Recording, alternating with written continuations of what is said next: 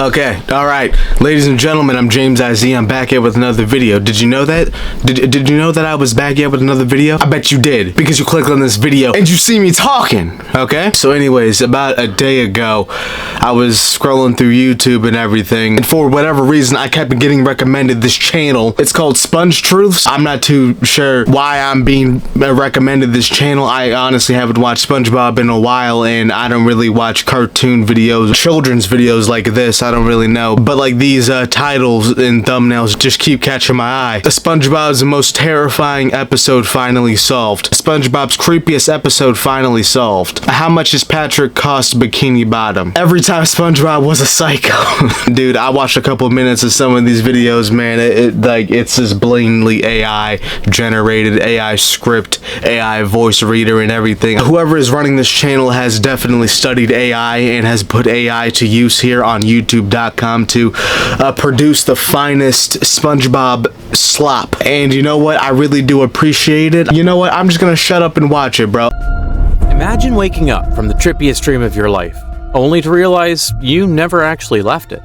This is Squidward in Clarinet Land, an episode from Season 7 where Squidward experiences the most bizarre sequence in his life, all because of a clarinet. When I first watched it as a kid, this episode felt so weird, so unique, and confusing. Was Squidward just having a fever dream? How was he having the weird dream in the first place? And why does this strange creature, of all things, appear in Clarinet Land? So many questions, and over the years, fans have tried to make sense of it.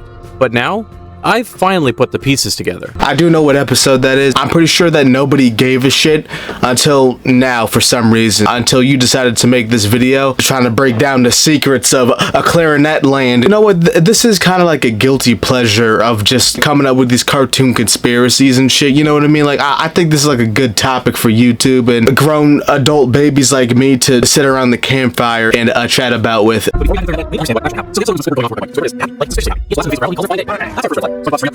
gonna skip through all of that in this video. This entire episode is Squidward going into work happy because he's about to have a clarinet recital after work, and so he brings in his clarinet and everything, and then it gets damaged, and so he demands Mr. Krabs to have like a locker room or storage space for the employees of the Krusty Krab, and then Squidward just drops acid and then has a fever dream inside of the locker for some reason. I'm not too sure.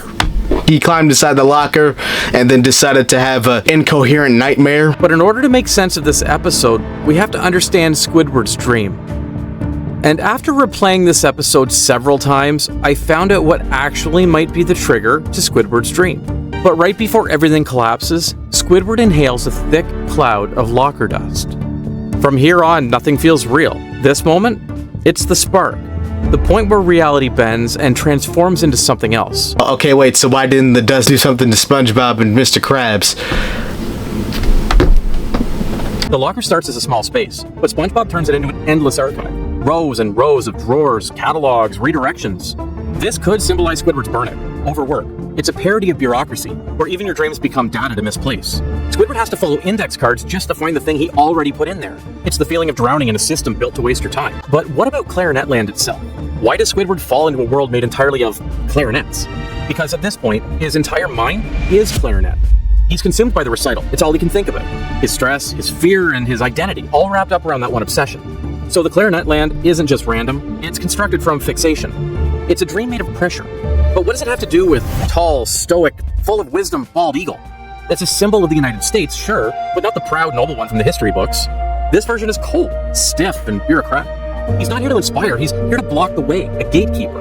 I am the keeper of the Hornet Forest. A living metaphor for the system, the kind that values structure over people. He stands between Squidward and his dream. When the eagle says a clarinet is not owned, it's not just some cryptic cult.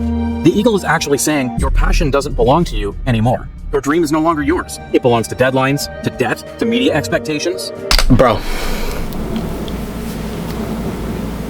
It's fucking SpongeBob. It is not that deep. I don't think the writers had intention whatsoever, bro. It's not that deep, bro. Like, you don't fuck am I watching, bro? Like, you're overthinking and overanalyzing a SpongeBob episode that you watched 7 times just to make a fucking video on. Squidward tries to reason with it. He begs to keep hold of his dream, and the system swallows him whole.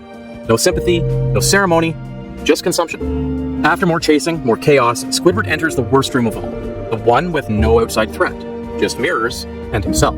They shove clarinets in their mouths, they play out of tune notes, overwhelming him. This is the voice in his head, the doubt, the insecurity, the part of him that thinks he's great, but fears he's not. It's just brutal. Then he met Titan Patrick. He says, "Must be all the pressure," which sounds like a joke until it isn't. Because Patrick isn't just big. He's massive in the way pressure feels when you're small, tired, and one bad bounce away from breaking. I don't know what the fuck I just discovered, and I mean, like, this dude is just breaking down, I think, like, the idea of existentialism or some shit like that in a fucking Spongebob episode. He's basically just explaining, like, the midlife crisis or, like, the midlife existentialism that, like, a lot of normal people go through. Like, I said, like, a normal people, like, people who just gave up on their dreams and hopes and dreams and everything and just decided to work a regular job, go to school and get a regular job and, you know what I mean, work 9 to 5 for a majority of their life until they're middle-aged or like in like their early or late 40s, and then they realize what they've done. That's basically that entire episode of SpongeBob broken down by that YouTube channel, and I can see what it's talking about because Squidward is that archetype, the normal working everyday person basically. Okay, but let's check out this other video. What if Patrick never met SpongeBob? Something's wrong in Bikini Bottom, but it's not obvious. No nonsense, no explosions, no one yelling, "I'm ready!" at 6 a.m. Just stillness, and under a dull, brown rock, a weirdo blinks awake. Patrick opens his eyes. No alarm, no sunbeams, he just wakes up, like a computer in sleep mode that flickers back on. He doesn't dream, not because he can't, but because there's nothing in there, no memories worth replaying. Patrick hears a laugh. Somewhere not far off, light, bubbly, and distinct. Not the sarcastic kind Bikini Bottom is used to. This one sounds real, happy. Patrick tilts his head. He takes a step forward, then another. He doesn't know where he's going. His feet know something he doesn't. And for someone who usually forgets to blink, that's saying a lot. He walks past Squidward's house, past a patch of land where something should be, a house maybe, a pineapple? But there's nothing there. And just like that, the laugh is gone. What you're trying to say here is that if Patrick never met SpongeBob, he would just be a retarded, schizophrenic dude. I only got like 2 minutes into this shit. Clearly this man typed in this prompt, what if Patrick Star never met SpongeBob, into ChatGPT, and then used that script ChatGPT shat out. I could have just asked ChatGPT myself this question, but okay. There's a tiny tickle in his brain, like a question trying to form. A sense that something's missing, or maybe someone. Whatever it was, he feels it. He never met SpongeBob. He wouldn't have any idea of his existence. His subconscious wouldn't know who he is. What are you talking about? It's like he existed, but like he just got snapped out of reality, deleted from his memory or something. Like, that's what you're talking about. I thought that you were talking about like they just never met, like, at all. I mean, like, this narrator is just glazing the fuck out of SpongeBob here. I mean, he's treating him like he's some sort of like sentient being that brings like smile and joy into people's lives. Well, that is what he does, actually, now that I think. I didn't even realize on how important SpongeBob actually is on the people of Bikini Bottom. That's crazy to me. Do you know what else is also crazy is that I just wasted my time sitting down and watching 2 SpongeBob videos about existentialism, and I mean, these are kind of just depressing adult topics, if anything. I don't know what the fuck this channel is, and I think it's trying to psyop me into thinking that SpongeBob is more than what it is, a children's TV show. Yeah, man, that's the video right there for today, bro. If you like the video, subscribe to the channel, bro. I don't know what the shit. That was fucking weird. Alright, bro, I'm out of here.